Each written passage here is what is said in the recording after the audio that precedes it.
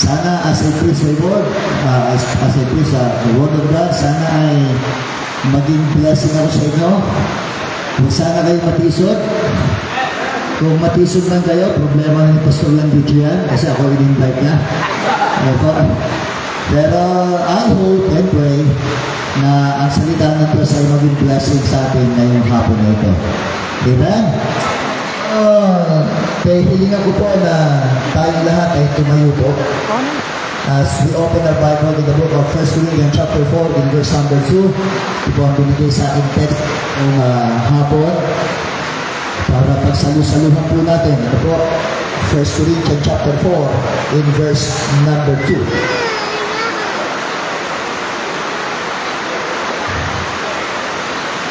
Okay, basahin ko po. Sundan niyo po sa inyo po mga Bible. Moreover, it is required in his stewards that a man be found faithful. Dakilang Diyos hapon, sabaho po kami sa mga salita mo na amin po binasa. Hayaan po Panginoon na maging channel of blessing ito.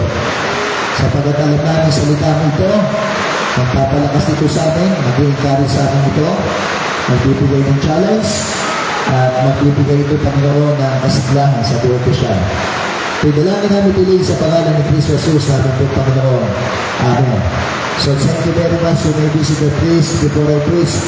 I would like to na ipakilala ko po yung aking wife, Sister Jessie. Nakitayo mo na. Ayan. Opo. And then may kasama po kong dalawa, si Brother Tata at saka po si MK. Ayan. Kayo po kayo. Salamat po sa Brother Tata sapagat kung malayo yung aking pupuntahan ay available siya mag-drive sa akin. Ano po? Kaya lang, pagka mag-drive yan, talagang sabi ko, baka di na ako makapag-push mamaya sa nervyos. Ano po? Akala niya, ang dala niya aeroplano. Hindi niya alam na sasakyan na ang dala po niya. Ano po? Sa tuloy. Iwinis ko kanina yung ating po kami pupuntahan. Ang nakalagay doon, aabuti kami ng 4:30. Nakarating kami rito, 2:34. Isipin niyo kung gano'ng kabilis yun. Ano po, natipid namin 2 oras. Anyway, God is faithful. Opo. So, in this afternoon, I would like to preach about faithfulness. Katapatan. Ano po, sabi doon, may the Lord find us faithful. So, masasabi natin na faithfulness in our society is almost forgotten. Ibutan na po o attribute. Ano po? Faithfulness in our society almost forgotten attribute. Bakit po? Sapagat talagang hindi rampant at very, kakaunti na lang. So, when it comes to employer, subukan mo, doon sa mababaw na lang na pagkagrado. Paglinggo ng maga madami. Pero bakit paglinggo ng hapon kakaunti na? At lalo na kapag araw ng Miyerkules, kasalo kakaunti. So doon pa lang, huwag ka nang lumayo, talagang nasasabi mo ng Panginoon, kaya ho niyang iwan sapagkat hindi siya mapagkakatiwala. Kaya tayo po ay kumukuha, pumipili ng mga naglilig na talagang katiwala. Yung pangalawang salita ay trustful. Ibig sabihin, kapani-paniwala. Yung pangatlong salita ay sure, sigurado. Pagka faithful, sigurado ka. At yung isang salita ay, yung siyempre, yung salita, yung faithful itself, ibig sabihin ay tapat. At yung isang salita ay truth o totoo. Because I do believe if you are faithful, you are true. You are not a liar. Hindi ka sinungaling. At yung attribute na ito, ang katunayan, ito ay attribute ng Diyos. Kung yung mga salitang binanggit ko, lahat yung makikita mo sa Panginoon. At ang isang pinakamagandang talata na kung saan ay sinasabi na ang Diyos ay tapat, matatagpuan mo yan sa Deuteronomy chapter 7 and verse number 9. Ang sabi ng banal na kasulatan, know therefore that the Lord thy God, He is God, the faithful God, which keepeth covenant and mercy with them that love Him and keep His covenants to 1,000 generations. Actually, faithfulness is loyalty, resolution, and exactness. And faithfulness is one of the sweetest and most comforting of the attributes of God. Because faithfulness belongs to God. Ang katapatan ay sa Panginoon kita. There is only one thing that God cannot do. According to Titus, He cannot lie. Hindi siya pwede magsinungaling. Amen? Because God is faithful. Sapagat ang Diyos ay tapat. Kung titingnan niyo po sa Bible, kinuha ko po yung salitang faithfulness. At ang may attribute nito, unang-una, walang iba kundi ang Diyos. It is found in Hebrews chapter 10, in verse number 23. The Bible says, let us hold fast the profession of our faith without wavering, for He is faithful that promise. And I tell you, God is faithful to save. Ang Diyos ay tapat sa kanyang pagliligtas. And that is what was promised, that when you receive Jesus Christ as your Lord and Savior, when you will die, you will go to heaven. Amen? So, ibig sabihin, whatever happened, when you receive Him as your Lord and Savior, you have assurance of salvation. When you die, surely 100% you will go to heaven. Because God is faithful to His promise. Nung pinanako niya na mayroon kang eternal life, God is true. Nung sinabi niya na when you receive Christ as your Lord and Savior, your name is written in the book of life, and I tell you, God is true to His promise. Opo. When you receive Christ as your Lord and Savior, the Bible says you are sealed by the Holy Spirit. God is true to His promise. So when it comes to the promise of salvation, I tell you, mapangahawakan mo yun. Kaya tayo mga Baptist kapag ka namatay, sigurado tayo sa langit pupunta. Not because, hindi dahil sa atin, dahil doon sa tapat ang nangako na tayo ay may katayaran ng kaligtasan. Pangalawa, ang sabi po ng 1 Thessalonians 3:3, but the Lord is faithful, who shall establish you and keep you from evil. So meaning, God is faithful to sustain. God is faithful to sustain. Sabi ng Bible, the Lord is faithful, who shall establish you. Tinanong ko si Pastor Flaviano kanina. Sabi ko, Pastor, I remember na in-invite ko rin ako sa inyong church anniversary. Parang ganitong cover court din, yung ginanap niyo yung invitation. Sabi nga, Pastor, siguro mga 9 years ago, nung ikaw ay nag-preach sa aming church anniversary. Do you know what happened? Nung ako po ay nag-preach sa kanila, noon wala akong sasakyan Nagko-commute lang ako. Ang biyahe pa yung Alabang, pagkatapos papunta dito sa library, ang daan, Jokno Highway, Tagaytay. Siguro, if you are going to look at me, if you are going to assess me, I am normal or abnormal? Am I abnormal or normal? Siguro, doon sa mga hindi nakakakilala sa akin, normal ako. Pero I tell you, I'm not abnormal. I am abnormal. Bakit? Kasi, hindi nyo alam, maganda lang ang suit ko, pero may bago ko sa tagiliran. I have back in my side. Na-operahan po ako, tinanggal po yung pantog ko. Kaya ako po, nagka-urine ako, pinag-connect mula sa kidney, tapos inilabas yung dito ako dito, meron akong back dito, dito ako ginijingle. Nung in-invite niya ako, nung nando kami sa kalahatian ng bundok ng highway, Jokno Highway, pumutok po yung bag ko. Nakakapit ako sa dalawang tao. Isipin niyo ang panghi ko. Kasi ihi yun Super hiya ako, hindi ko alam kung anong gagawin ko. Ibig ko nang pumara, bumaba ko doon sa gitna ng highway, Jokno Highway. Pero, tiniis ko yung kahihiyan. Pagbaba ko sa library, meron doon na gasoline station, may bangong ako lagi. Pinalitan ko lahat ng damit ko. At nakapagpisa ko kila Pastor Flaviano, hindi niya alam yung nangyari sa akin. But I keep on preaching. Amen. Almost 15 years na ako po ay cancer survivor. Alam mo, ang ginawa ko, Saturday yun nung in-invite niya ako, kinanin ko, nagpisa ko sa simbahan namin, kinuwento ko yung nangyari sa akin. Nung kinuwento ko yung nangyari sa akin, napusap-pusap yung mga men namin, nagkasundo sila, binili nila ako ng bago sasakyan. Sabi ko, buti na lang pumutok yung bag ko. Kasi kung hindi pumutok yun, hindi na ako bibili. Mabuti na lang pumutok yung bag ko. Kaya nga, salamat sa Diyos. God is faithful. Ang Diyos ay tapat. Kaya nga, all things are work together for good. And God is faithful to sustain. Opo, from that year, actually 15 years ago, nung ako'y na-operan, but still today, I'm still preaching, preaching, and fighting for the Lord. For what reason? Because I experienced the faithfulness of God in my life.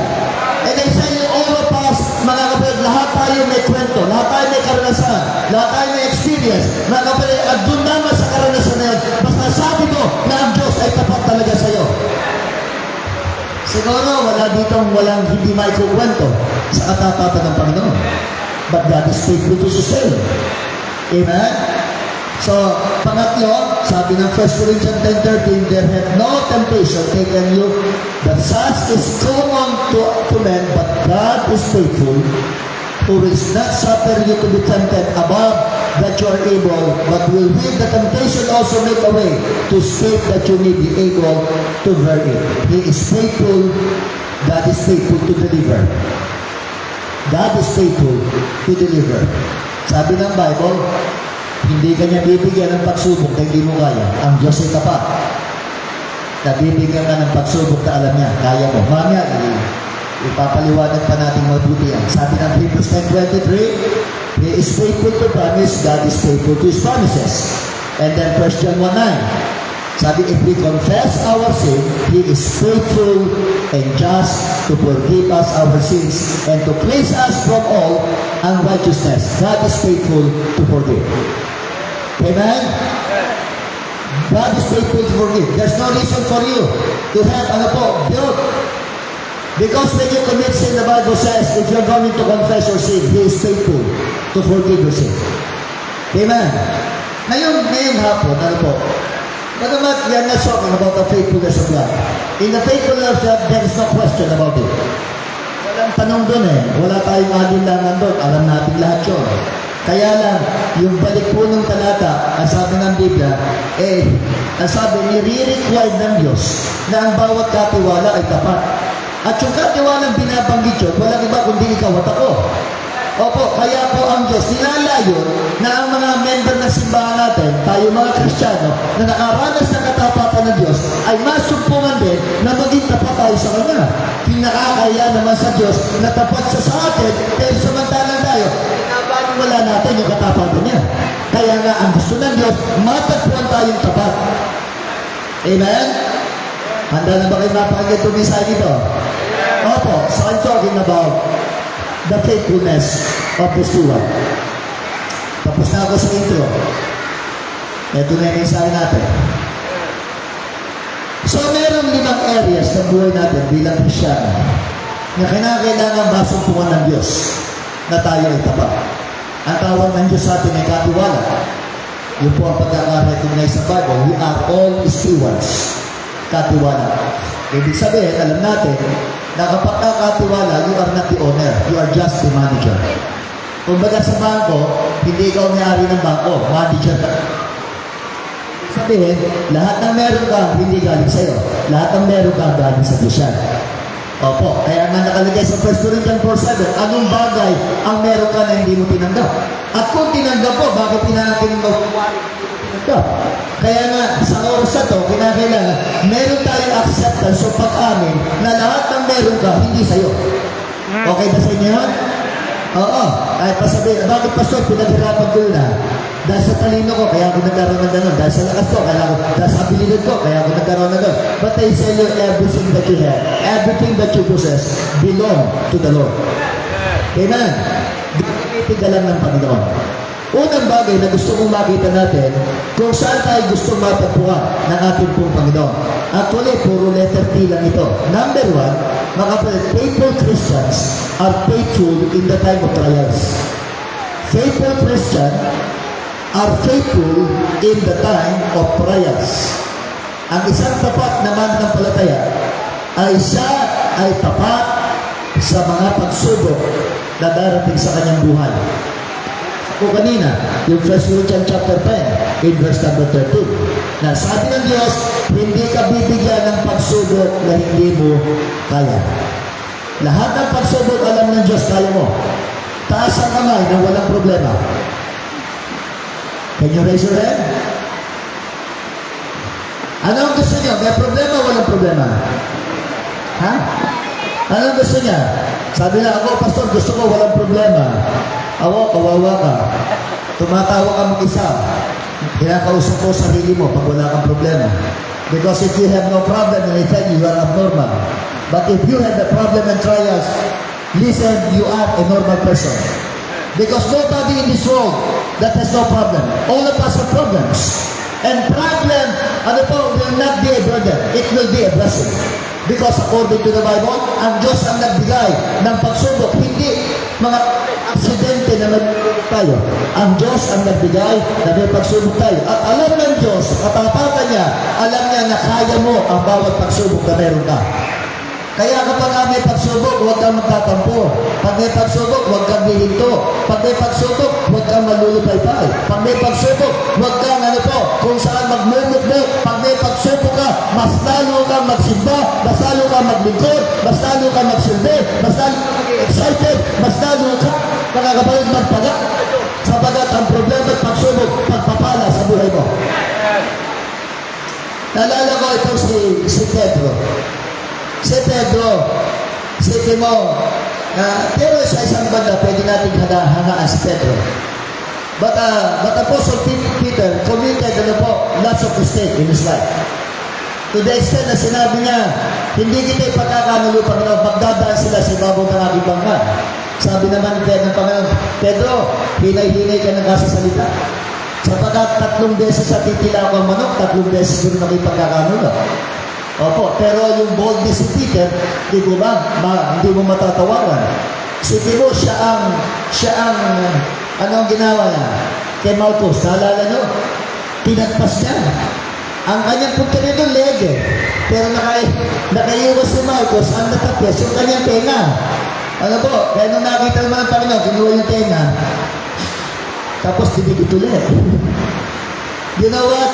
Kahit napakaraming beses na bumagsak ni Pedro, maraming beses siyang, inalalayan ng Panginoon at siya'y nagamit ng Diyos. Hindi po, kumbaga, kung tayo man ay bumabagsak, normal lang yan. Pero meron Diyos na kung saan magtataas muli sa atin para tayo magamit din ng Panginoon. Ano po? Kaya nga si Pedro, no, nagsulat siya ng kanyang mga salita. Mula sa unang Pedro, makikita mo yung kanyang puso na kanyang sinasabi kung paano naging pagpapala ang mga pagsubok sa buhay niya. Ano sabi ng unang Pedro, chapter 4, verse 1 to 14. Ito ang panulat ni Pedro. At kaya niya naisulat to kasi nakasa niya kung paano naging tapat ang Panginoon sa kanya. Ano sabi? Beloved, say, it is not strange concerning the very trial which is to try you. Isipin mo, yung trial niya, very trial, maapoy na pagsubok. Ang tindi ng pagsubok na sinabi po niya, as though some strange things happen unto you. The Bible says, according to it, but rejoice inasmuch as you are partakers of Christ's suffering, that when His glory shall be revealed, you may be glad also with exceeding joy. If you be reproached for the name of Christ, happy are ye, for the Spirit of glory and God resteth upon you. And on their part He is even spoken of, but on your part He is what? Is glorified. When trials come in our lives, and they will, listen to me, you are to remain faithful. Amen. Parang wala akong kausap. Amen. Alam mo, pag ako nag-faithful, pag laging may short message, pag wala amen, long message. O, mamili na kayo, mahaba o may sinisahe? Ano? Maiksi o mahaba? Pag maiksi, maraming amen. Pagka walang amen, mahaba. O, mamili na lang kayo. Mas exercise ko yan kung ano gusto nyo.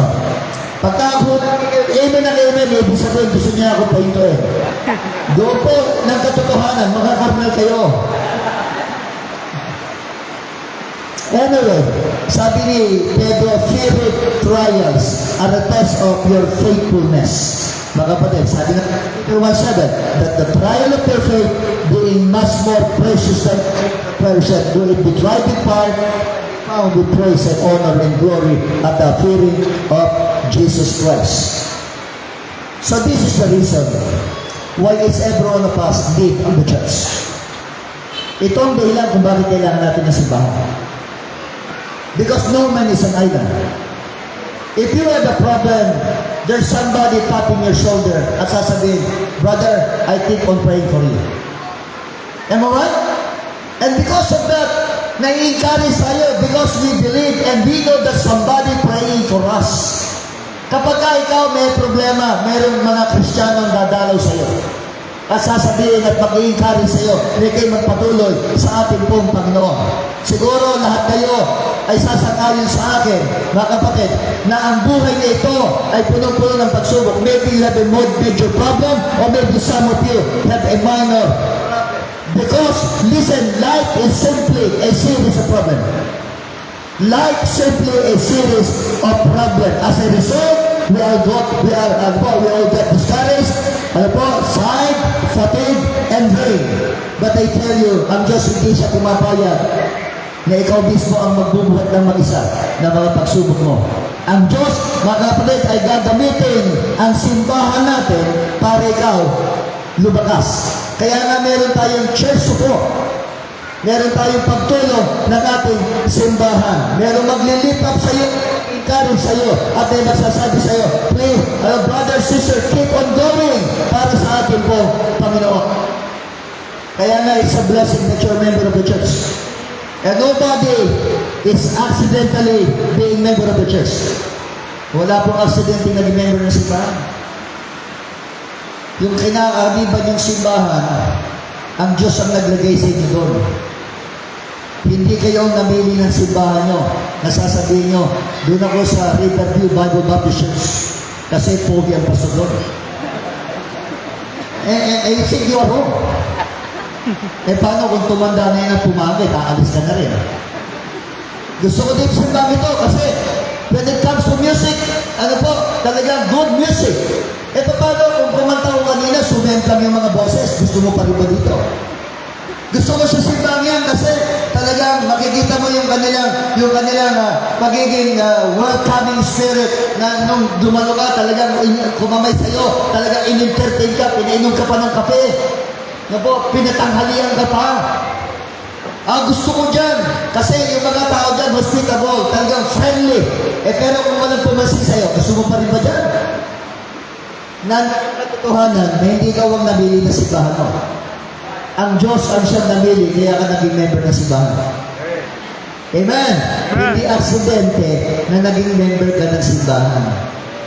Pastor Landicho, tayo mo. Kami mga pastor, inaamin namin, hindi lahat ng member gusto kami. Hello? Ha? Lahat ng member dito, taas ang kamay ng may gusto talaga kay Pastor Landicho. Yung mga member dito, can you raise your hand? Yung mga hindi nataas, ayaw sa'yo. Bakit ko ito sinasabi? Joke lang yun, pero totoo yan. Hindi lahat, magugustuhan tayo. Opo, kapag nangangaral tayo, may ma-offend yan. Doon sa likod mo, pastor, may mga sinasabi yan. Pero kahit anong gawin nyo at sabihin, wala kayong magagawa. Si Pastor Landicho nilagay ng Diyos sa simbahan niya. Wala kayong magagawa doon. Kasi unang-una, hindi naman siya nag-apply para maging pastor niyo. Alam niya na ang Diyos ang tumawag sa kanya. Kaya siya naging pastor sa simbahan ninyo. Kaya nga, kaya ayaw mo sa gusto mo sa kanya, ngayon pa lang, tanggapin mo na gusto mo talaga siya. Alam niyo po ba na ang pinakamagandang pamilya, hindi sa physical family? You know what? The most blessed family is a spiritual family. You know why? Tingnan mo, yung ikaw, lagi kami reunion kayo ng pamilya nyo. Sa naman ha, magkakasiyan kayo. Pero kapag ka merong unsafe na member dyan, sasabihin ko sa'yo, hindi mo pa rin makakasama sa lamin dyan. Pero tayo, kahit magkakaiba tayo, Nanggaling tayo sa iba't ibang lugar, meron tayong iba't ibang upbringing, iba-iba tayong education achievement, iba't iba tayong family background, pero pinagsama-sama tayo ng Diyos. Whether you like it or not, pag namatay tayo lahat, tayo pa rin na magkakasama. Yan. Kaya ngayon pala, gustuin mo na yan. Sa simbahan namin, itong mukhang to, gustuin mo na ngayon pala. Kasi kapag hindi mo ito ginusto, saan ka ng Diyos? Alam mo, kung ano sa'yo, pag namatay tayo, kasalami tayo, ako katabi mo sa buhay na walang hanggan. Sipin mo, walang hanggang kinaasaran mo yung mukha ko. O doon ngayon pala, tanggapin mo na ako. Amen? So, when it comes to trial, mga kapatid, kinakailangan natin ng bawat isa. Sinusuportahan natin ng bawat isa. Pinalalakas natin ng bawat isa. Amen? So, pagkat unang-una, naapektuhan tayong lahat. Kapag po sa aking ng kalintingan, sakit po ng buong, ano na po? Katawan. Kaya nga, when you have problem, it clarifies your what? It clarifies your faith. Pag dumating na po yung trials, doon po masusubok kung meron ka talagang faith. Kung meron kang pananampalataya. Kasi actually, ang pananampalataya, ang pagsubok, nagpapalakas ang pananampalataya. Ang pagsubok, ito po ay nagpapamature sa buhay Kristyano. Kaya nga every time that we have service in our church, every Sunday, every time that we have service, alam niyo ang prayer ko, Lord, thank you so much, Lord, to all the problems that we have. Thank you so much to all the trials that we experience throughout this week. Because out of those trials and problems, we are become more mature and we are become more strong in our faith. Meaning, trials and problems is a blessing. Are you still faithful? Because you have problem? Woo! Maging tapat tayo. Because God wants you to grow up. God wants you to be mature. And God wants you to grow up and have the spiritual muscles. Paano para? Siyempre for sure, through the testing of God. Through the preaching of the Word. Alright? Kaya nga, pag mayroon kang problema, amen for that. And all of us have problems. Kaya niyo ba tanggapin na? Wala nga problema tayo? Ako nga, habang buhay niya yung problema ko. Oo. It cost me, Pastor, 680 pesos every 3 days. That is my what? Yun yung aking bag. 680 pesos every 3 days. Nagpapalit ako ng bag. Lifestyle. That's my big problem. But I tell you, God is faithful to sustain my needs. God is faithful to provide my needs. Oo. May mga pastor na nag-aapura sa buhay nila para i-bless ni Lord. Magtiyaga lang tayo. Kasi pag nakita ng Panginoon yung katapatan natin, kahit hindi mo iniisip at tingin, ibibigay ng Diyos yung mga bagay na gusto mo. Amen? Ako, nagkaroon ng maraming sasakyan, pero hindi ako nanghingi kahit isa. Ang Diyos ang nagbigay. Nag-mission niya ako doon sa naig na yun. Gusto, may unang mission ako doon, na-organize ako. Bumalik uli ako, nag-mission uli ako. Meron akong 6 weeks old. Mission in Naig, Cavite. And I praise the Lord because we had 18 baptized believers. At talagang growing yung aming vision. Sabi ng anak ko, yung aking ginamit, yung 3 unit na binili ng aking manak. 3 yung anak ko, may 3 unit, pigay-pigay sila. Alam mo, ginawa kong mission house. Sabi ng mga anak ko, Pa, hindi ba bahay namin yun? Oo, bakit ginawa mo mission house? Hindi ba ako yung bahay nila? Ginawa ko simbahan. Amen? Oo, ginawa ko simbahan yung bahay nila. Sabi ko, anong gagawin natin sa bahay na yan? Nakatenda lang yan, gamitin natin sa Panginoon. Alam mo ang nangyari po? Si Jeff, yung anak kong si Jeff, yun ay engineer po yun eh. Ang bahay nun, 4. Sabi ko, anak, mukhang hindi ka na yata aalis sa mundo ah. Parang gusto mo nang manatili dito ah. Hindi pa, sabi niya, investment ko yan. Para at the age of 50, mag-retire na ako. Para meron akong pangkabuhayan. Sabi niya. Tapos eto na naman, meron, sabi ng aking anak na, sabi ng apa, ginawa mong simbahan yung bahay mo, paano kayo matatahimik doon? Naka-second floor na yun eh. Sa second floor kami nakatira. Sabi nga, paano kayo matatahimik doon na ginawa mong simbahan? Alam mo, ang gagawin ng aking anak, ibibili kami ng bahay para doon kami titira ng aking saya. Di ba blessed na? Amen. You know why? Wala kang hiningi kahit isa. Pero ano po, normally, sasabihin natin, normally flows in our lives that God really bless our lives. For what reason? Because we are faithfully serving. Sapagkat tapat din tayo naglilingkod sa Kanya. God is not unrighteous. Sabi ni Pastor kanina, to forget the labor of your life. Alam ng Diyos yun. Huwag ka lang mag-apura. Huwag mo siyang pangunahan. Hayaan mo na gawin mo lamang ang dapat mong gawin sa Diyos at gagawin din ng Diyos ang kanyang dapat gawin sa iyo. Di ba nag-aapura eh? Kung ano ang mga pinagagawa. That is number one. Bibilisan ko na, nabili to eh. Faithful Christians are faithful in their testimony. Faithful Christians are faithful in their testimony. Sabi ng 1 Peter 3:15, but sanctify God in your hearts, and be ready always to give an answer to every man that asketh you, reason of the hope that is in you with meekness and fear. Ang ganda ng talata, sabi ni Pablo, ni Peter, but sanctify the Lord in your hearts, and be ready always to give an answer to every man that asketh you a reason of the hope that is in you with meekness and fear. Kung baga, pag may nagtanong daw sa iyo tungkol sa pag-asa meron ka, sabihin mo sa kanila. Ibig sabihin, meron kang testimony na pwedeng sabihin sa kanila. At tayo po, bilang mga mananampalataya, gusto ko pong sabihin sa inyo na meron tayong patotoo na pwede ho nating sabihin sa mga taong dapat makarinig ng patotoo natin. Opo, alam naman natin, we need to win soul for Christ. Kailangan natin magkakinakalo. We need to be faithful when it comes to Great Commission. Because, why? Bakit natin kailangan? Because, number one, ang unang bagay na dapat mong gawin kung bakit ka magkakaroon ng testimony, ang iti-testimony mo kung paano ka na-save, paano ka naligtas. Tama po? Unang-una, you are going to testify that you are saved because you want to. Kasi kailangan gusto mo to eh. Ang sino tumanggap kay Kristo, may patotoo sa kanyang sarili. Na meron siyang sasabihin na siya tumanggap kay Kristo. Maliban, kung hindi ka tumanggap kay Kristo, wala kang pwedeng ibahagi. Pero kung hindi tumanggap kay Kristo, meron kang mensahe na pwede sabihin sa tao. Kaya i-share mo ang gospel sapagkat unang-una, kailangan mo sabihin. Hindi po ba, kapag may mag-asawa at kapag nagkaroon, yung bang anong tawag doon? Yung tinetest kung may anak na? Anong tawag doon, sister? Ang pregnancy test. O pag nag-pregnancy test, pagka nagpula, pula ba? Dalawang guhit. Pag nagdalawang guhit, masaya-masaya yan.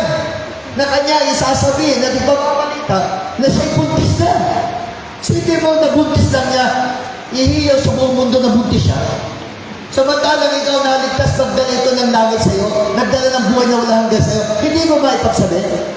Kapag ang pastor ang mag-share ng Ebanghelyo, ang mga tao kuminsan hindi nakikinig. Kuminsan parang they are thinking that pastor is professional salesman. Pero alam mo, yung patotoo natin, kung paano ka na-save, walang pwede makabali nun. Ikaw lang ang meron nun. Soul winning nga kami. Nasa anong sino-soul winning namin eh. Sinabi ba naman sa akin, siya daw nakarating na sa impyerno at pinabalik lang siya ni San Pedro. Ano sasabihin ko doon? Ma-refute ko ba yun? Karanasan niya yun. Bagamat alam natin na yung karanasan niya, wala sa Bible yun. But how can I refute that kind of testimony? Naano ba niyo po? Yung ano, hindi kinakailangan mag-Bible student. Hindi kinakailangan Bible student ka. Ano po? Hindi ka man nakapag-aral ng masyado sa Biblia, pero kung ikaw naman ay tumanggap kay Kristo, meron kang pwedeng sabihin sa mga tao. Tanong, tapat ka bang gusto mo sabihin yung tungkol na nangyari sa'yo? And by the way, kung hindi natin masabi, sino masasabi? Eh, di ba tayo dapat na magsabi? Kaya tayo, sabi ng Acts 1 di ba? Tayo ay witness lang. Kapag ka witness ka, tumayo ka sa, sa witness stand. Hindi ka ang magtatanggol. Ang magtatanggol yung abogado. Ang sasabihin mo lang kung ano narinig mo at nakita mo at bahalang abogado na magtanggol sa'yo. Kaya kapag nag-share ka ng gospel, hindi ikaw ang nagtatanggol. Kundi ang Diyos ang mismong gagawa sa tao kapag nagbahagi ka ng salita ng Panginoon. Bagamat kailangan na makapakinig sila ng salita ng Diyos. At sabi ng Biblia, paano sila mananampalataya kung walang tagapangarap? At paano sila manangarap kung di naman sila sinugo? For by faith cometh by hearing, and hearing by the what? By the word of Christ. Kaya medyo may issue tayo dyan, di ba? Laban-laban. Because of our total depravity, we are not able to respond to the Lord. Opo, but I say you, God has a way. According to Romans 17, for by faith, cometh by hearing, and hearing by the word of God. Saan mabubuo ang pananampalataya? Sa pakikinig. At doon sa napakinggan mo, naunawan mo, doon ka ngayon magpapasya.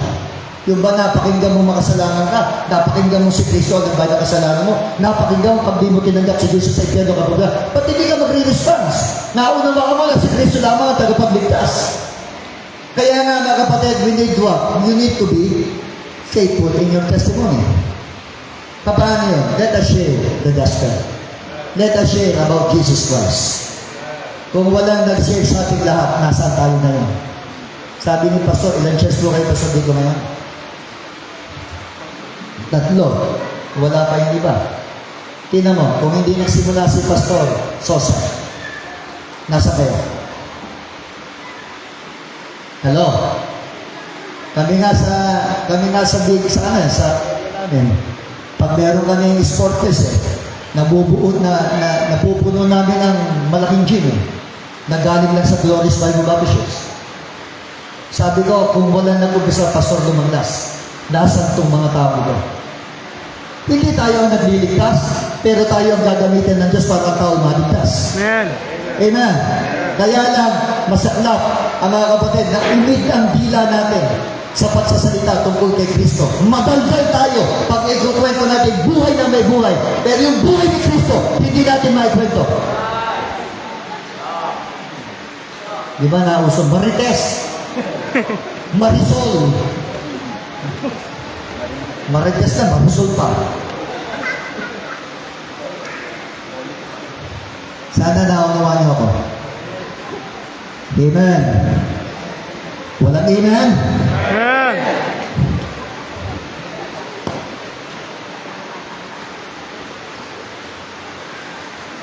Pangatlo, pinuputo natin mensahe, dami nito. Kasi pag tatapusin ito, bukas pa ako matatapos. Problema ko. Ang problema ko, pag nagsimula ko, hindi ko alam kung kailan ako matatapos. That's my big problem. Anyway, I need to finish this. Kasi una-una, pag di ko ito tinapos, baka hindi na ako imbitahin ni Pastor Landilla. Pambira, buti dapat pa, hindi ko na na-invite yung pastor na yun. Oo. Anyway, the third thing, number 3. Ito, maganda to. Luke 6:33. Woo! Maganda subject to. Give, and it shall be what? Given unto you. Good measure, pressed down, shaken together, and what? And run over. As being a believer, as being a Christian, we need to be faithful in Christian. Nakatahimik siya. Sabi, pag daw gusto mong tumahimik kasi ba, magturo ka ng bibig. Sigurado tatahimik yan. Amen! Amen. You need to be faithful in pressure. And the first word that you have read in Luke 6:38 is give. Alam mo, kung walang sumunod na mga words doon, complete thought na yun complete sentence yung salita din. Magbigay. Wala naman nakalagay kung anong bibigay. Basta sabi, magbigay. Pero ito maganda. Magbigay at ikaw ay, ano raw?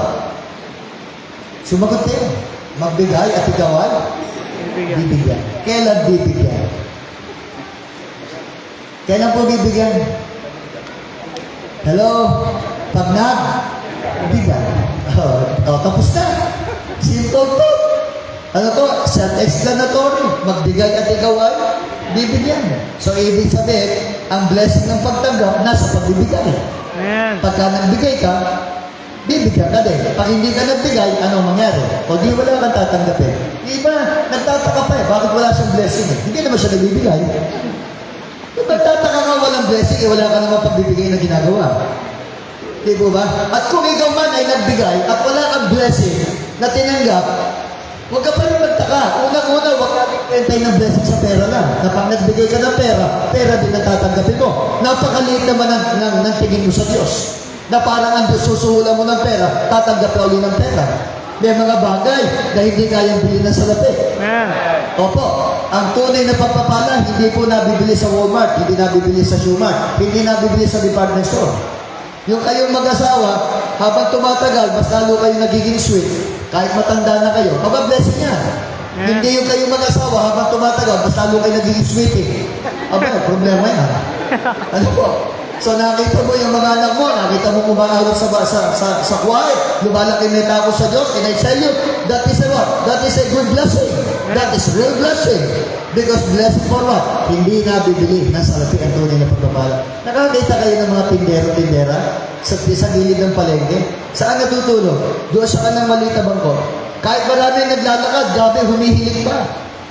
Samantalang ikaw, nasa kutsyon ka, nasa air condition ka, maganda yung bahay mo, hindi ka makatulog. Tama? Kasi, mga kapatid, may mga bagay na hindi kaya solusyonan ang pera. Anyway, sabi ng Bible, give, and it shall be what?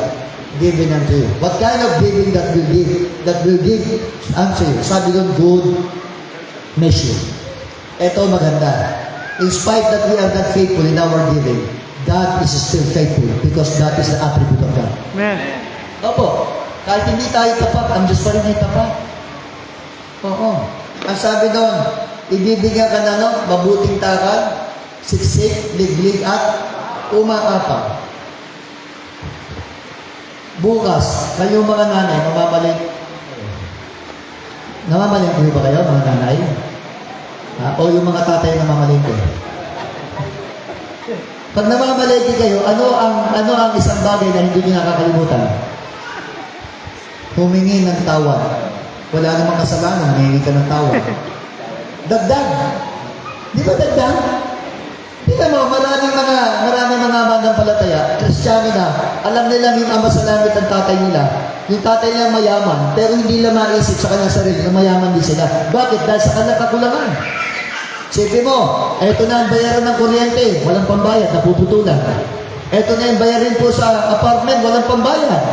Pag nag-hospital, wala pong extra money for hospitalization. For what is it? Kasi kulang na eh. So, anong kailangan? Pag kulang ka, di dagdagan. Iba naman. Walang magawa, pati Bombay, hinahunting. Dito ba sa Batangas, may bang Bombay? Meron na rin ba dito? Oo. Dati, ang Batangas na naging trending sa merong kawayan, tapos merong kulambo, di ba? Oo, doon nakilala ang Batangas. Pinasok na rin pala ito ng mga Bombay. Invade na rin pala ito ng Bombay. At nasakop ang mga Kristiyano ng Bombay. Sinakop din sila. Nawin sila ng Bombay. Kaya tinan mo, lagi tayong kulang. Kailangan pag kulang ka, may dagdag. Sige mo, si Sir Apple, bumili ng pakwan. Dagdag naman na isang pakwan. Ano yan, buy one, take one? No. Alam nyo, sa ating kakulangan, alam nyo ba na ang Diyos ang nagdadagdag? Ulitin ko. Sa ating kakulangan, ang Diyos ang nagdadagdag. Amen. There is a verse from the Bible. Yes, there is. In Matthew 6:33. But seek ye first the kingdom of God and His righteousness, and all these things shall be subtracted unto you. And all these things divided unto you. No. All these things shall be added unto you. From that verse, very simple principle. you need to seek first God and His righteousness. Amen. If you're going to do that, the Bible says, yung pagkukulang, dadagdagan ng Diyos. Kaya siguro kulang ka kasi nga hindi mo inuuna ang Diyos. Do you hear me? Are you still there? Amen. Are you still there? Amen. Oo. Nandun ang prinsipyo eh. Napakasimple lang. Di ba merong word na but? That is conditional. Seek ye first the kingdom of God and His righteousness, and all these things shall be added unto you. Kung ano ang ginagawa natin eh. We are trying to do our best, in order for that to be added, whatever you are lacking. But I tell you, there is a simple way from the Bible, seeking first God and His righteousness. And where you are going to find the righteousness of God? In this book. From this book. Nandito yung katwiran ng Diyos. Amen. Kaya nga kung yung mga pastor niya sumisigaw na ito dapat gawin niyo sa Diyos, huwag kayo magagalit. Dapat dito lang niya kinukuha yung sinasabi sa inyo. Amen. Tama po? Sabi doon, press down, shaken together, and running over. Eh di dinagdagan ka na, no? Dinagdagan ka na. Sabi mo, pwede bang punuin mo? Sabi na naman, dinagdagan ka na, pupunuin pa. Pakipunan mo naman. Eh, by the way, bibigyan kita ng partida. Alam niyo ba ang Diyos yung nagpupuno? Oo. Meron ba talata sa Bible na ang Diyos ang nagpupuno? Philippians 4:19. At pupunan ng Diyos ang bawat pangangailangan niya. Amen. Ano? Totoo pa ito? Hindi. God is faithful. Eh, di pinuno ka na. Paapawin mo naman. Tapos musubra ka na. Paapawin mo naman. Pero pag bibigyan pa rin kita, ikaw dinagdagan ka na, pinuno ka pa, at tapos gusto, paapawin pa. Kung pamimili kita ngayong gabi, ano ang gusto mo? Dagdag punong apaw. Ano ang gusto mo? Apaw. Kayo dito. Ha?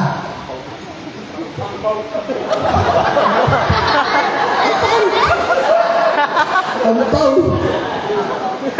Alam mo, sinabi gusto ng apaw, taas ang kamay.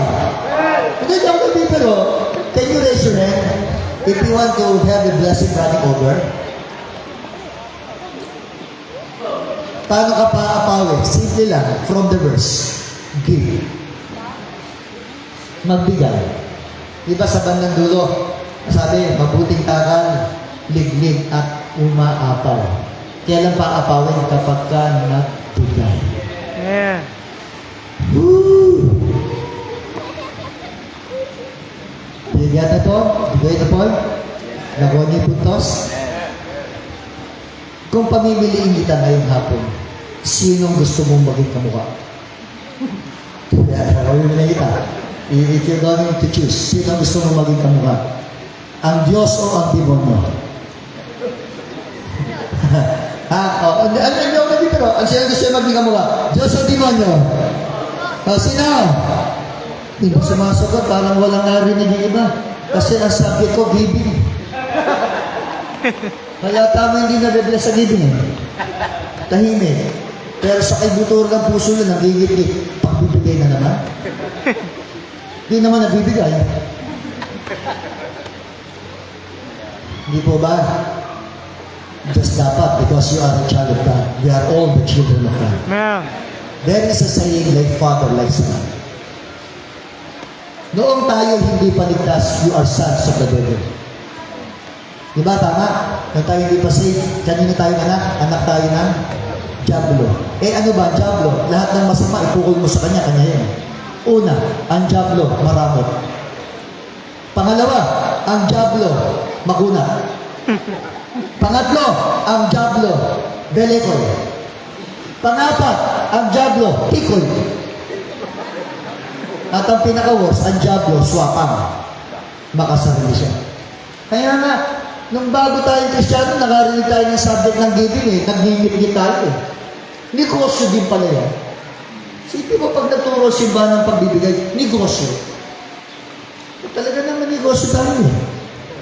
Hindi nga lang tayo worldly business. Our business is a godly business. Amen. Tingnan mo, kung ito'y business, di nung kayo nasa, pinagbayad namin kayo. Nagbayad ba kayo? O libre lang ha. O nung binaptize kayo, nagbayad kayo? Libre na nga. Tama po?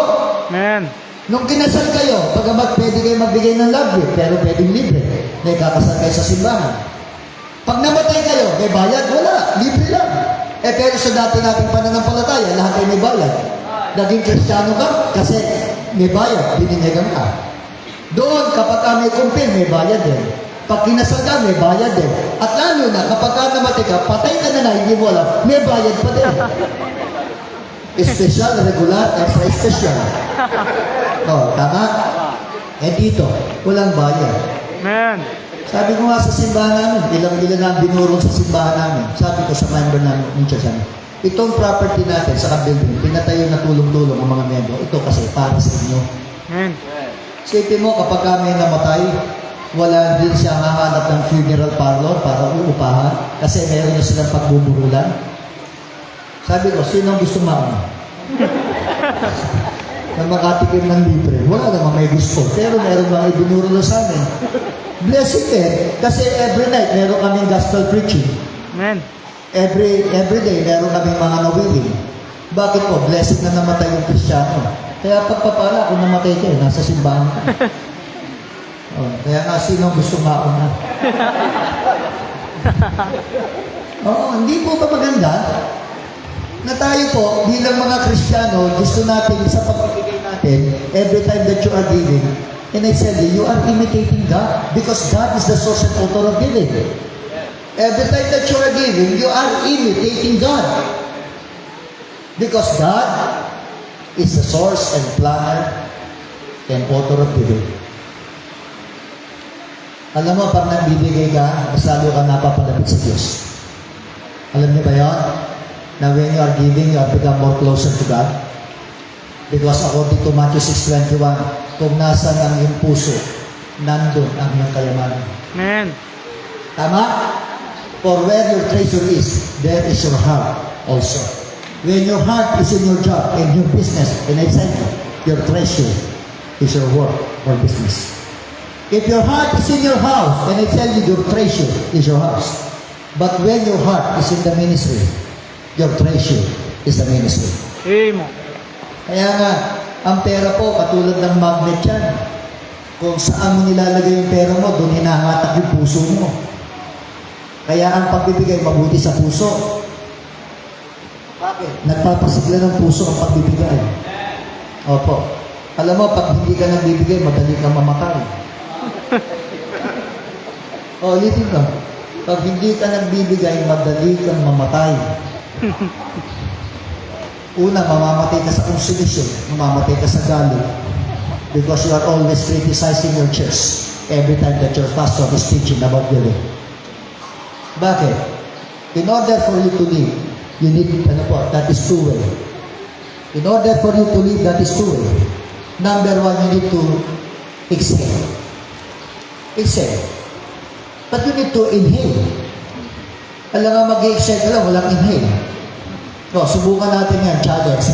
Mag-exhale tayo lahat, 10 minutes. Deal or no deal? 10 minutes. And I said, kapag ginawa natin yun, everybody will die. Because in order for you to live, you need to inhale. At the same time, you need to exhale. Tama po? Kaya nga kapag may tinatanggap ka, may ibibigay ka. Amen? Kung wala kang tinatanggap, there's no reason for you to give. Pero pag may tinanggap ka, there is a great reason for you to give. Kasi may tinatanggap ka. Kumain ka. Sarap ng pagkain namin. Bilisan ko na. Huwag lumalamig yung mga pagkain ilalagay sa plato.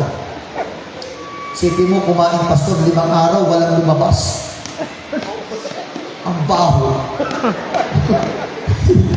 Pala inahabol ng bangaw. Hindi nahabol ng bangaw si kapatid. Isipin mo 5 araw na hindi pa lumalabas. Ang naturalesa pag kumain ka ng sa araw, Brad, makailang beses ka. 3. Ayan, normal yan.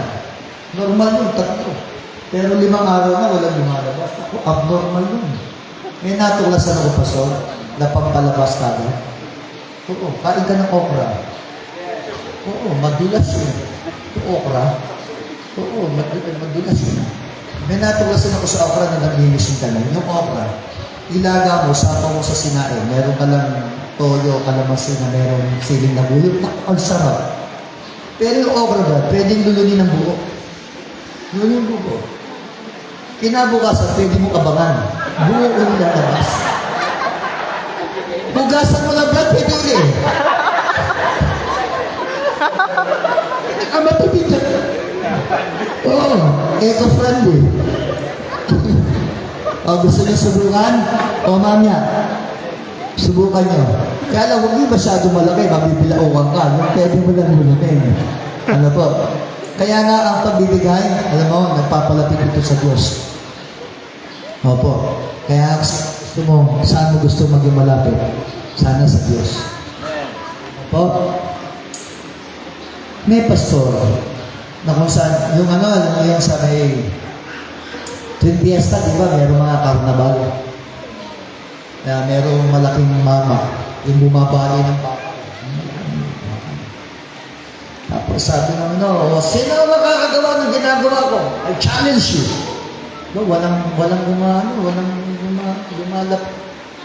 Opo, biglang may naitulak, pastor, payat pa sa akin. Si payat ni Pastor Flaviano. Aba, hindi ba lang binigay sa kanya? Isang sangkis. Yung sangkis, pag na-squeeze niya, panalo siya. Bakit ako? Ko? Alam mo, surprisingly, hindi isang sangkis ang ginawa niya, pastor, dalawa. At kung dali niya i-squeeze yung sangkis, dalawa pa. Paano yung mga tao? Tapos pagbaba niya, tinatanong siya ng pangalan niya, anong trabaho niya. Ayaw, ano niya sabihin? Kinorner siya. Napilitan na siya sabihin. Ano ang pangalan mo? Anong trabaho mo? Ako ang pangalan ko, Landicho. Aking trabaho, pastor. Pastor Landicho. Kaya pala mahusay kumatas. Pastor pala.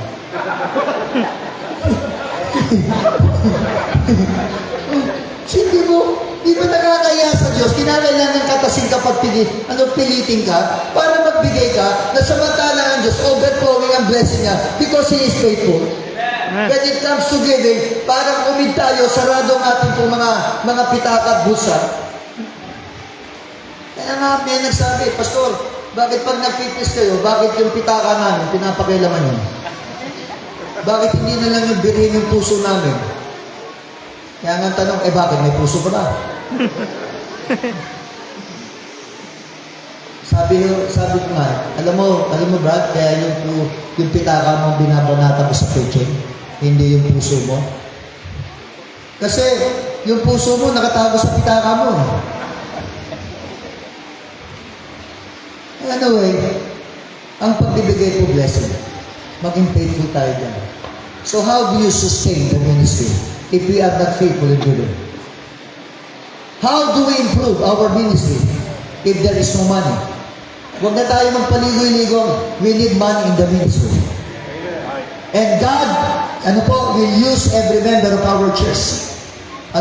In order that our ministry will be established. So that's why the pastor, is faithfully preaching about tithes. Kaya nga, nagagalit ka nga ako minsan pag nagpipis na siya Nagtukos sa pagbibigay, hindi mo maunawaan. Pero dapat gumawa. Kaya siya nagtuturo nun. Kasi nga po, gagamitin sa ministry. At gusto ng Diyos pagpapalain ka. Kaya siya nagtuturo ng gano'n. Right? Nandiyan pa ho kayo. Opo, salamat. Meron na pala kayong property pastor. At salamat, naniniwala ako because your members are giver. Sapagat ang mga member po ay mapagbigay. Kaya nga, mga kapatid, huwag kayong ma-offend kapag ang pastor nyo nagpipis sa wagulog. That's a blessing. Amen. Kasi kailangan nyo sa ministry ang pera. Kung walang pera ang simbahan, mabagal, tumakbo. Kung may pera ang simbahan, mabilis ang pagtakbo. Lagi ho natin tatandaan, huwag na tayo magkaroon ng hypocrite, attitude. Money. We need money in the ministry. May bayad kayo, pastor, dito? Wala, libre, salamat na lang. Yung mga upo niya, sa galing na siya. Catering. Nagbayad, tama, pastor. Kung walang pera, may catering kayo ngayon? Nasa simbahan nyo, may upuan kayo. Saan hiningi yung pambili ng upuan nyo? Hindi ba sa inyo? Sino umupo doon sa binili nyo? Hindi ba ba kayo? Sa simbahan natin, pinagaganda natin yung sound system. Sino nakikinig doon? Hindi ba kayo? simbahan natin, nilagyan natin ng air condition. Sino nakikinabang ng air condition? Sarap ka na, malamig eh. Kahit hindi ka nagbibigay eh. Pero you are enjoying the blessing of the church because of the faithfulness of the members when it comes to giving. Pero ikaw naman, wala kang katapan sa pagbibigay, nagre-reklamo ka pa, kinikriticize mo pa. Sumusobra na ba ako sa sinasabi ko? Hindi naman. Wala naman ako binabanggit na pangalan, di ba? Di ba? Siyempre, kahit pa paano, gumastos kayo pa sa dito ngayon, di ba? Pero alam mo, Pastor, sa ministry, walang gastos eh. Ang tawag, investment. Amen. Opo, every money that you're giving, that you're given to the ministry is an investment. Investment to. Bakit hindi na sayang yung binigay mo? Kaya nga, Matthew 6:19-20, di ba? Huwag mag-ipon ng yaman sa lupa. Tagalog kayo? Alam niyo Tagalog na? Huwag mag-ipon ng yaman sa lupa. Sapagkat sa lupa maraming tanga, kalawang at magnanakaw. Kundi mag-ipon kayo ng yaman sa langit. Sapagkat sa langit walang tanga, walang kalawang, at walang magnanakaw. Totoo naman maraming tanga sa lupa eh. Sipin mong bumili ng ita-itadang lupa, kailangan lang naman niya pagka namatay, sukat ng ataol. Di ba? They are talagang wasting their life, they're wasting their time. Everything, will be wasted. Dahil hindi naman niya madadala kapag namatay siya. Hindi ba katanahan niya? Hello? Meron bang tanga sa Bible? Meron. Hindi ba sa Luke chapter 15, Luke chapter 12, na yung mayaman doon, sabi ng Biblia, di ba? Gigabay ko yung maliit kong kamali, gagawa ko ng malaking kamali upang doon ko mailagay ang aking mga inaning butil. At sasabihin ko sa aking kaluluwa, magpahingali ka, magsaya ka. Ano sabi ng Panginoon? Doubtful. Ano ba ang Tagalog ng doubtful? Sa Tagalog na Bible, mangmang. Sa mababaw na Tagalog, tanga. Di ba, isang katangahan na nabuhay ka na parang walang Diyos? Di ba, isang katangahan na parang isip ko ang buhay mo sa lupa lang, na hindi mo isinisip sa araw mamamatay ka rin? Na wala kang ipinaghanda doon sa kabilang buhay. Hindi ba katangahan yan? Pero alam nyo, sa langit walang tanga. Because if you receive Christ as your Lord and Savior, you are the most wisest person in this world. Amen. Because it is a wise decision, to accept Jesus Christ as your Lord and Savior. Because, in other words, you are a wise person if you're saved. Are you saved? Are you wise? Oo. Pero ito maganda. Sabi, sa langit walang magnanakaw. Pero ang premise ko doon, eto, pag-isipan niyo mabuti. Lahat ba tayo pupunta ng langit? Hello? Lahat ba tayo pupunta ng langit? We are all heavily bound? Eto, sa langit tayo pupunta. Ewan ko, lakas ng loob, sa langit pupunta. Sa simbahan di makapunta, no? Grabe, sa langit pupunta, sa simbahan di makapunta. We are all heavily bound. Sa langit, walang magnanakaw. Pero naniniwala pa rin na maraming magnanakaw nakakarating ng langit. Hoy, ano, okay ba ako sa premise ko? Walang magnanakaw doon, pero maraming magnanakaw makakarating doon. Sabi pa rin ko, hindi ko naman binagit yung pangalan niya. Anyway, even I am not mentioning your name, you know yourself. Amen. Kilala mo ang sarili mo. Kaya pag linggo, di ba, Pastor, ang gaganda ng mga ladies. Naka-makeup, naka-lipstick, naka-long dress. Tapos karamay, Pastor, good morning, magnanakaw niya.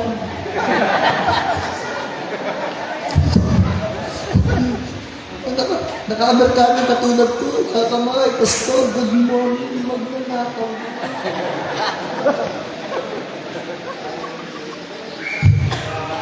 Maganda ng itsura magnanakaw. So how God will bless your life if you are a robber? God will not bless a person that is a robber. He will not be blessed by God. Ito maganda. So, ang ang investment na maganda at safety sa langit eh. The best investment and the safest investment is in heaven. Because I do believe in heaven there is no inflation. In heaven there is no bankrupt. But I tell you, in heaven there is no scammer. So that's why heaven is the most safest place when it comes to investing or investment. Kaya sa loob ng simbahan, walang gastos.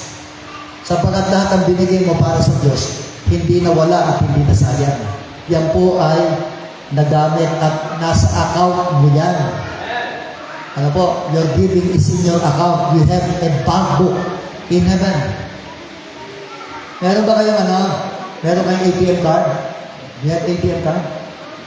Meron tayo, di ba? So maybe, you have the number, you have the PIN number, you have the name of the bank, you may be for sure. Your name is there. Pag pupunta ka ng ATM machine, anong gagawin mo? Dalawa lang yun eh. Withdrawal, saka balance inquiry. Oo. Madala ang savings eh.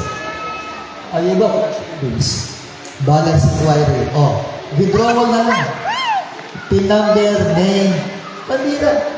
Nung okay na, biglang niluwa uli yung ATM card. Bakit niluwa? Nangyayari kaya yun? Ginagawa ko, kinakaskas ko lang na gano'n, tapos gano'n. Pag insert lang. Niluwa na naman. Sipin mo, nakakalimang sukso ka na, 5 beses na iniluluwa. Teka muna, magkaintindihan tayo. May savings ka ba? Wala po. Paano na makaka-withdraw? Wala naman palang savings doon. Hindi nyo ba napapansin every Wednesday meron tayong prayer request? At yung mga prayer request natin, pag-aralan mo, puro selfish request. Puro sa'yo. Pero ang tanong, yung mga request mo ba, may sagot? Wala eh. Tagal mo na nag-pray, pero wala pa rin eh. Alam mo ang problema mo? Baka naman wala kang investment, kaya ka walang sagot. Kasi every time that you are investing, in the bank of heaven, when you are asking for God, especially when you are in need, mga kapatid, you have withdraw or you are going to withdraw something from your bank book in heaven. But I said, hindi ka masagot kasi wala ka namang investment. Ang lakas ng loob mo manghingi, wala ka namang inipon. Hello? Wala kang tago, wala kang inipon doon, di ba? Nung ako, pastor, 2 beses ako na hospital eh. Major operation, 2. Kinonfine pa ako sa hospital ng Herbal Hospital sa Olongapo. Talagang it took almost $1 million. It cost me $1 million. Ako po ay may sakit. Kala ko talaga nun, mamamatay na ako. Paalam na ako kay Josie. Sabi ko, Ma, pasensya ka na. Mauuna na ako sa'yo. Si Josie naman hindi umiiyak. Kasi baka gusto niya na. Pero sabi niya, hindi na ako nagpakita umiiyak. Kasi nilalakas ang loob ko. Pero totoo po, akala ko mamatay. Pero totoo siya, pastor. Matagal mamatay. Kaya sabi na, uy, huwag kang masyadong mabait, kukunin ka agad ni Lord. Anyway, nag-invest na ako kasi ako 1987 pa, nag-invest na ako kami. Nagsuko ho kami ng buhay. Naglingkod kami sa Diyos kahit walang support. Walang pera pangako. We are just trying to do our best in serving God. In the years of my service, marami siguro ako naipon. Kaya nga in the time of my needs, I have money. That withdraw from my bank. Hindi ko maintindihan pastor. Yung bulsa ko, sabi nga niya, naka-hospital ako, kinukupitan pa niya ako. Kasi yung bulsa ko, laging may pera, makapal lagi pera, may pambayad sa hospital. Hindi namin alam kung saan ang gagaling. Siguro nakatulong pa rin kayo sa akin. Salamat po sa inyo. Alam mo, mabait ang Diyos. Magtapat ka lang sa Kanya, ang Diyos naman. Mananatiling tapat sa iyo. Masaya pa ba kayo? Amen. I receive. O parang fed up na kayo, tagal naman. Promise, isa na lang. Alam mo, kapag alam niyo po na ang pagbibigay, nagbibigay ng kagalakan. Opo, bakit ko nasabi? Di ba, 1 Corinthians 9:7. Ano sabi ng 1 Corinthians 9:7? For God, love it, cheerful giver. Sabi, let him give, not grudgingly, nor of necessity, for God loveth a cheerful giver. Pagka ikaw ay magbibigay, at ikaw masama ang loob mo, it's better for you not to give, because God will not bless you. Amen. When you are giving, because ano po, you feel that you are coerced to give, and I tell you, please don't give, because God will not bless you. Because according to the Bible, for God loveth a cheerful giver. Every time na yung pong offering bag, ipinapasa, masaya ka ba? O umiiwas ka? Ano ba ang sige, Pastor? Meron kayo dito, tapos lalapit. O may bag kayo. Lumalapit. Offering, last dito, lalapit yung mga tao. May answer. Ihalapit na ganyan. Pastor, baguhin mo yan. Kaya mo silang lumapit dito. Amen? Amen. Opo, kasi kapag yung ginaganon mo, nakatingin sa kanila, nagbigay. Ibibigay din niya kasi nahiya mo sa katabi. Hindi nagbigay. Samantalang kung siya lalapit dito, ibig sabihin, walang pumili sa kanya. Kusang loob siya na nagbigay. Am I right? Tapos, challenge mo pa. Alam mo, magandang challenge. Ito. Pag time ng giving, walang may iwan sa upuan. Ano? Yung walang maiiwan sa upuan sapagkat ang pagbibigay kasama sa pananambahan. Hindi kompleto ang pagsamba ng walang pagbibigay. Sabi ng iba, bahala ka, Pastor. Kasi tinuturo natin ang pagbibigay nila sa Diyos nila binibigay, hindi sa tao. Kaya kapag ka nagalit yan, wala siyang pwedeng bawiin kasi sa Diyos na binigay. May mga nambawi kaya, Pastor. Yung binigay sa simbahan, binawi. Alam ko yan may nakita ko nun Nagbigay ng upuan, nagalit sa Pastor, may dalawa siyang kariton, ginakot yung upuan. Nagbigay ng ng piano, daladalin yung kariton. Hinakot yung piano. Bakit? Hindi na ituro ng Pastor na ang pagbibigay sa Diyos na ginawa at hindi sa tao. Amen. Pagka sa Diyos mo ginawa ito, tambawi ka, ito sasabihin ko sa'yo, magpakamatay ka muna. Bakit ako magpapakamatay? Paano mabawi mo? Bakit? Kanino mo binigay? Hindi ba sa Diyos? Kanino babawi? Di sa Diyos. Paano mo siya makakausap? Di mamatay ka muna. Kaya nga tanong ko ulit, mababawi ka pa o hindi? Hindi na. Kasi sa Diyos ko binigay. Amen? Sabi ng Bible, for God loveth the church. Ngayong hapon, Pastor, pag binigyan kita, palagay mo, sasaya ka. Ano binigyan sa regalo mo? Masaya ka? Siyempre, kailangan ako masaya. Kaya ako nagbigay sa kanya. Sumaya siya ngayon nung binigyan ko, di ba? So, nakita ng Diyos, napasaya ko siya. At nakita rin ng Diyos, masaya ko. Hindi kaya magiging masaya rin ng Diyos? Masaya rin ng Diyos. O ngayon, nakita ng Diyos, pinasaya kaya. Hindi kaya dodoblihin ng Diyos yung kasiyahan ko? O dinoblihin ng Diyos yung kasiyahan ko? Makakapagbigay ako sa Kanya, napasaya siya. O di madodobli na, makakapagbigay ako dito. Hanggang dumadami, dinadagdagan naman ng Diyos yung aking blessing, yung aking kagalakan. Kaya nga, ang simbahang mapagbigay, simbahang masaya. Amen. Yung bang kapag nag-announce ka, eto na kami church, yung bang lahat ay masaya, hindi yung nakiti-amen ka lang. Ikaw mismo nakaramdam na talagang yung amen, yung blessing na yun, ikaw mismo kapatid, kasama doon. Kaya nga anyway, you must be faithful in worship. You must be faithful in your testimony. You must be faithful in your what? In your trials. Hindi ko nadadaanan yung dalawa, pero gusto ko lang sabihin, you must be faithful in your talents. Maging tapat ka sa talent na binigay ng Diyos sa'yo. Walang Kristiyanong walang gifts. All Lahat ng saved, merong gift. Marami isa, marami dalawa, marami lima. Alam mo, na-impress ang Panginoon, hindi dahil pogi ka. Na-impress ang Panginoon, hindi dahil mayaman ka. Na-impress ang Panginoon, hindi dahil educated ka, professional ka. Alam mo, sana impress ang Diyos, faithful ka. Hindi ba sabi niya sa parable of the talent, thou art good and faithful servant. Ikaw na tapat, ikaw na mabuti at tapat na katiwala. Binigyan siya ng 5, kumita ng 5. Binigyan daw, kumita ng 2. Binigyan ng 1, pambira, isa na nga lang, tinago pa. Kung ako lang ang may boses sa kamukha mo, kanta ko ng kanta. Pastor, yun ang hindi ko gift yung kanta. Naalala ko sa community, sasali ako sa choir, yung una akong member ng choir. Yung isang linya lang ng kanta na Tagalog, ang tagal kong minimorya sa isang linggo. Nung kumanta na ako, nakalimutan ko pa. Kasi, that is not my gift. Hindi ko kaloob yun Bakit niya pagpipilit ako sa sarili ko? Kung ano yung binigay ng Panginoon sa'yo, doon ka gagamitin ng Diyos. Kaya lang, maging tapat ka sa binigay ng Panginoon sa'yo.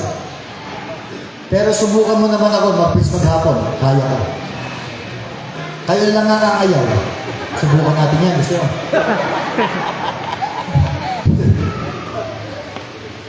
And then, ano po, we must be faithful in what? In our talents. Close ko na. Siguro, okay na yan. Sa sobrang haba daw, wala silang naintindihan. Diba pag nasa Amerika, ano po, preach short and get support. Sa Amerika, yun ang batas. Pag mahaba ang preaching mo, wala kang support. Pag maiksi ang preaching mo, makakakuha ka ng support. Kung alam na Pastor Sosa yan. Kaya ang preaching niya, 1 minute. Tumayo na po dahil, sunrise sa please. Are you still alive? Amen. Let us pray. Dakilang Diyos, salamat po sa mga mensaheng binigay mo sa amin. Ang iyo pong hinahanap ay hindi po mahusay, hindi marunong, hindi po mayaman, hindi rin po professional. Bagamat all of those people inside the church are blessed. But you are looking for a faithful members and Christian. Kung ang Diyos po ay titingin sa atin ngayong hapon, sa ating mga puso't sarili, maibibilang ba tayong tapat ng Diyos? At kung tayo hindi tapat, pwede ba natin aminin, Lord, pwede bang tulungan mo ako na maging tapat ako ng abot sa aking makakaya? Nandun po yung mga dapat po tayo maging faithful. Sana po magawa ko natin ito ang ayon sa ating pong pananagutan sa Diyos na Kanyang inutusan ko. Panginoon, ngayon umahapon, hindi ko alam kung saan umabot ang mensahe nito. Kung gusto mo pong palapitin ang iyong mga anak sa altar, you have power to do that. Hindi po ako, wala po kong kakayahan palapitin ang mga anak mo sa harapan.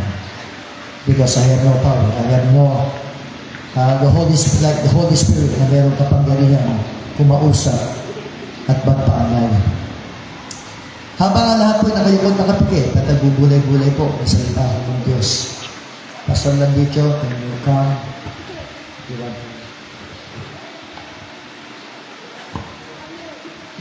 Habang lahat ay nakayukod nakapikit, napakalinaw po ng mensahe. Maaaring masakit at ang maaaring ito po ay matalas.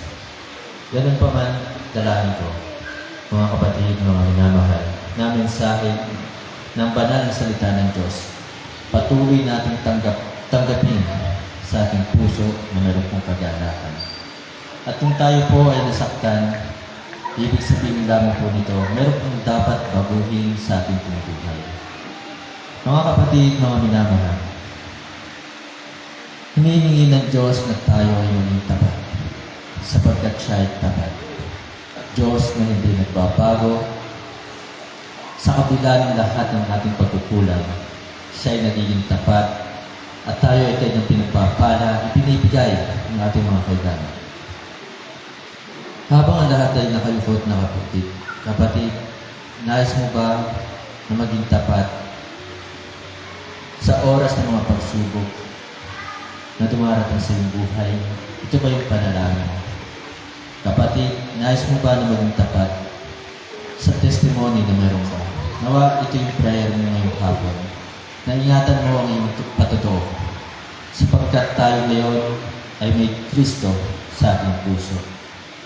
May mga taong nakatingin sa atin. Tinitingnan ang buhay na meron tayo. Kaya sana ang dalangin ng bawat isa ngayong hapon. Pastor, ipag-pray mo ako na aking ingatan ang aking patotoo, ang aking testimony. Pag-pray mo ako, Pastor, na kahit mayroong pagsubok, ako ay magpapatuloy. Ako ay sasamba. Ako ay magbibigay. Ako ay maglilingkod. Pastor, ang prayer ko ngayong hapon ay maging tapat sa treasure na ipinagkatiwala ng Panginoon. Kapatid, lahat na meron tayo, hindi po atin. Ang lahat na meron tayo, ito po ay galing sa Diyos. Dumating tayo sa mundong ito, wala tayong dala.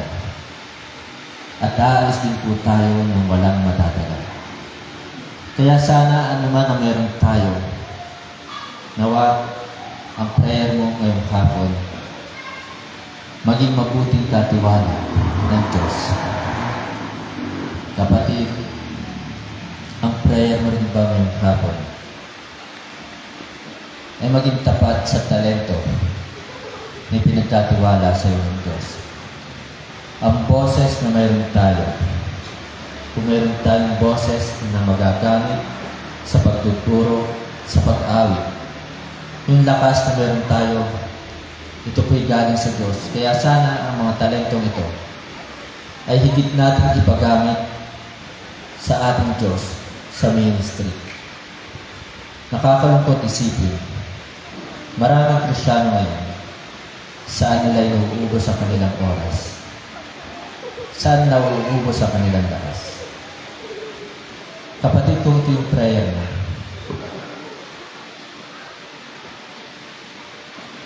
at nangusap sa iyo ang Panginoon, maaari bang tayo ay sama-sama lumuhod ngayon at manalangin sa Panginoon?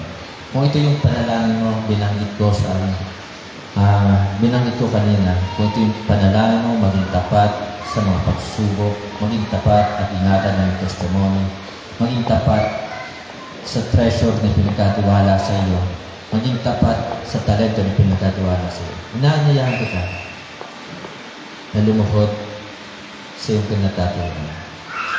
At magkakaroon po tayo this afternoon, this evening, ng sariling panalangin. Sige po, kung ito po panalangin, magkakaroon po tayo ng 3 minutong panalangin.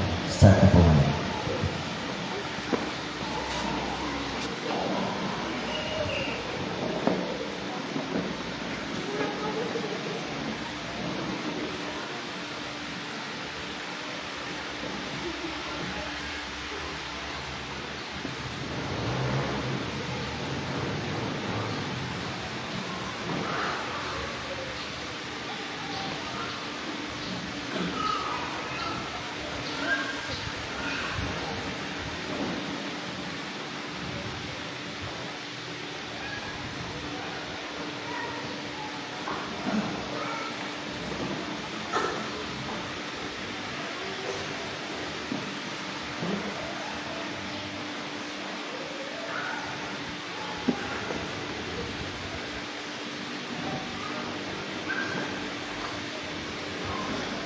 Habang lahat ay nakayurot na kapitid, ang namin Diyos salamat sa buhay ni Pastor Derek at ng kanyang butihing may bahay na talagang handang sumuporta sa hirap at ginhawa. Nandun po siya. Salamat sa mga kapatiran na patuloy po na nagpapagamit at naglilingkod. Salamat po, aming Diyos,